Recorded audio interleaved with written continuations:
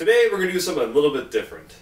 We're not brewing anything, we are not transferring anything, and we're not even going to really taste anything yet. What we are going to do is bake, and by baking I mean baking bread. Where does the brewing part come in? Well, that comes in from something I did a couple days ago, and that is using grains to make beer, and now we will use the exact same grains to make bread. These are actual spent grains that I had in my mash tun, and this was actually from a rye PA that I just brewed. And so we're going to go for somewhat of a rye flavored bread.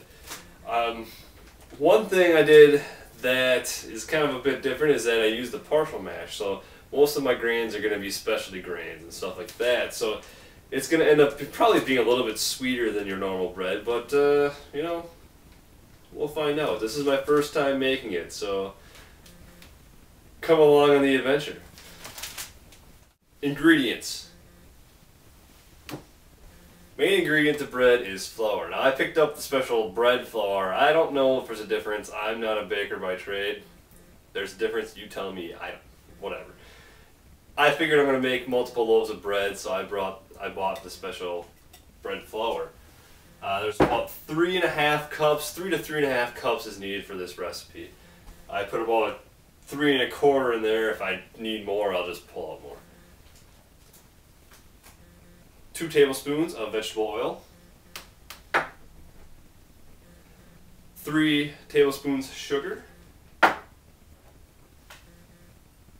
And 1 tablespoon of salt. And this is the all-important yeast packet. Another ingredient you're going to need is just a cup of warm water. First step, combine water, sugar, and yeast.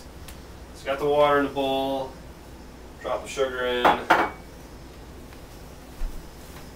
grab a spoon of course, stir that around a bit.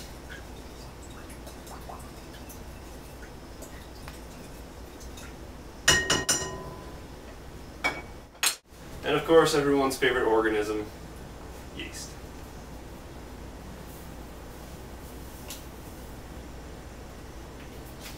One packet of yeast, ready to go. Now we basically just start combining the rest of the ingredients.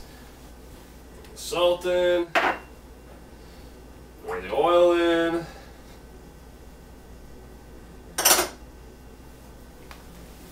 and once my cup is dry,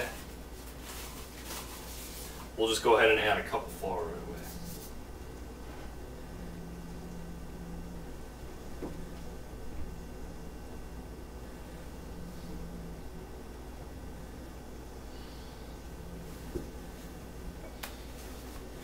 And stir it together. Now as you can see here, this is our mixture so far.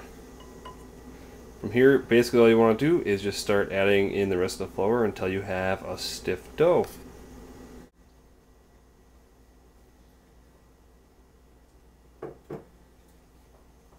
Almost forgot one very important ingredient, the spent grains actually. Oh, they smell good. Oh, just beautiful.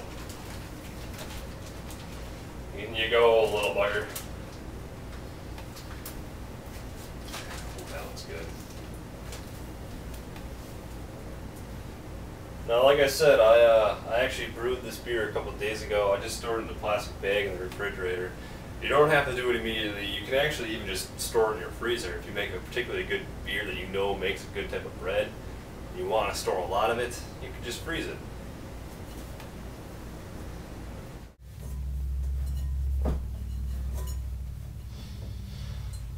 Alright, there you have it.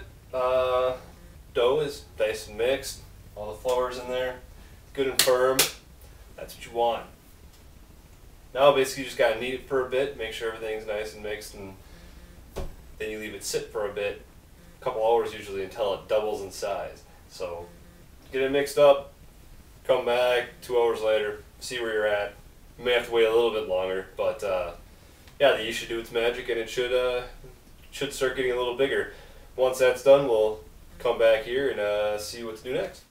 It's been a couple hours, the sun has set, and my dough is at least doubled.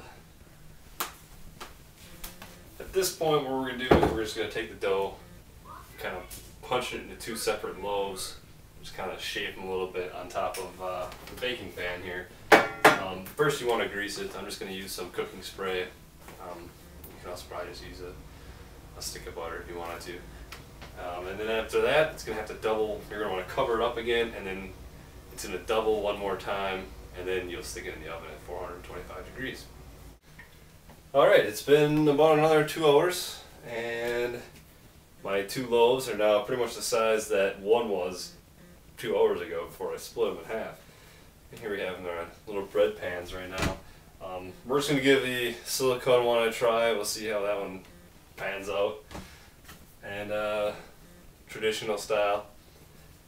And again, you want to make sure that these are greased. You can also use the same baking sheet that we just had the two loaves on. You could just pop that into the oven as well.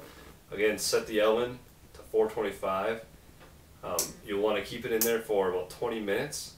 After that 20 minutes, you're going to go ahead and you're going to lower the temperature for another 10 minutes. And I believe the temperature is 375 degrees for an additional 10 minutes after that. And then you let the bread cool and you're ready to go. We'll see how things shape out once they come out of the oven.